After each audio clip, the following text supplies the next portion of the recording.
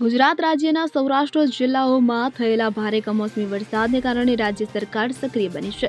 મુખ્યમંત્રીની સૂચના બાદ રાજ્ય સરકારના મંત્રી કૌશિક વેકરિયા, સાંસદ ભરત સુતરિયા આજે અમરેલી જિલ્લામાં પહોંચ્યા છે અને તેઓ અસરગ્રસ્ત વિસ્તારોની મુલાકાત લઈ રહ્યા છે। મંત્રી વેકરિયા સાવરકુંડલા, રાજુલા, જાફરાબાદ અને ખાંભા જેવા કમોસમી વરસાદથી પ્રભાવિત વિસ્તારોની મુલાકાત દરમિયાન તેઓ સ્થાનિક ખેડૂતો અને લોકોને મળીને વર્તમાન પરિસ્થિતિનો તાગ મેળવશે અને સાંજે 5 વાગે મંત્રી કૌશિક વેકરિયા જિલ્લા કલેક્ટર સહિતના અધિકારીઓ સાથે સમીક્ષા બેઠક યોજશે।